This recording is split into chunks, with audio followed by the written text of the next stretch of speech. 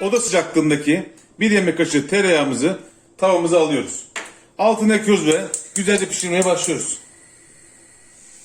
Eriyen tereyağımız içerisine bir tutam kuru nane atıyoruz. 1 çay kaşığı kadar olsa yeter. Şöyle güzelce karıştırıyoruz.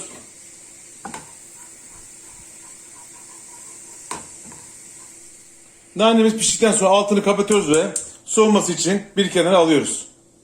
Bir dilim beyaz peyniri şöyle çatal yardımıyla ezelim. Öncelikle 6-7 kaşık süzme yoğurdumuzu şöyle karıştırma kasemize alalım. Üzerine bir dilim ezdiğimiz beyaz peynirimizi ekleyelim. 1 çay kaşığı kadar tuzumuzu ekleyelim. Üzerine 1 çay kaşığı kadar sarımsak tozu ekleyelim. Taze sarımsağınız varsa siz taze sarımsak da ekleyebilirsiniz. İnce ince kıydığımız dereotlarını ekleyelim. Son olarak da tavada erittiğimiz tereyağı, naneyi ekleyelim.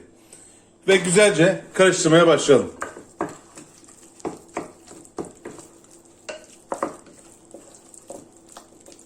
Güzelce karıştırdığımız haydarimizi şöyle tabağımıza alalım.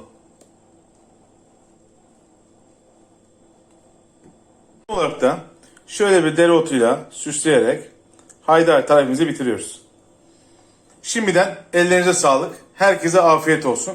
Kanalıma abone olarak Instagram hesabından takip ederek bana destek verebilirsiniz. Tüm tariflerim sizi bekliyor. Bir dahaki tariflerde görüşmek üzere. Hoşça kalın.